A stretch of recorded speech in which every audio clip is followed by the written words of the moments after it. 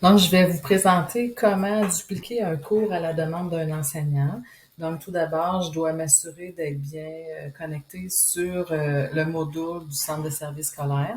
Je vais aller ici dans le volet administration du site. Ensuite, vous allez aller sur l'onglet cours et sur gestion des cours et catégories.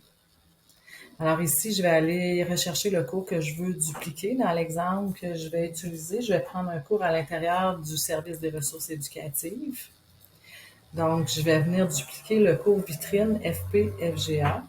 Donc, si je m'en viens ici à droite sur l'onglet Copier cours, en cliquant sur ça, je vais entrer le nom du cours que je veux dupliquer. Donc, exemple, vitrine FP-FGA.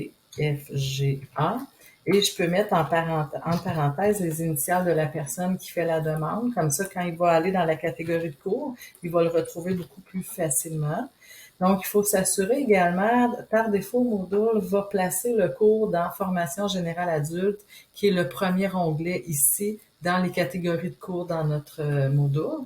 Donc, moi, c'est pas ici que je veux l'avoir. Je veux le déplacer dans le service des ressources éducatives qui est complètement à la fin.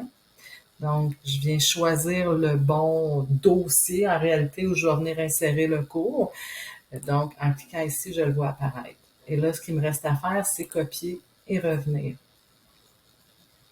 Ce nom existe déjà. Je vais y mettre un petit 1 à côté là, parce que j'en avais effectivement déjà un autre qui portait le même nom. Donc, je fais copier et revenir. Donc, à partir d'ici, je vais rafraîchir ma page, mais parfois, ça prend quelques secondes avant que le cours apparaisse. Donc, je vais retourner dans l'accueil. Je vais retourner ici sur l'espace de cours du service des ressources éducatives. Et normalement, je devrais voir le cours apparaître. On va lui donner quelques secondes. Donc, j'en avais déjà créé un tantôt pour un exemple. On le voit ici ce que ça donne. Donc, j'ai 2 vitrines FP-FGA, mais là, je viens de le faire à nouveau. Puis, comme je le mentionne, ça peut prendre jusqu'à quelques secondes là, avant que le cours apparaisse, mais vous allez voir, vous allez avoir exactement la même image, puis il va porter exactement le nom que vous lui avez donné.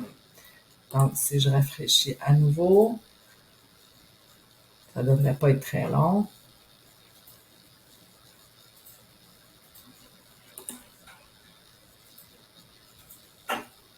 Quand même, plus le cours est volumineux, plus il y a beaucoup de choses qui sont déposées à l'intérieur et plus c'est long quand on fait la copie.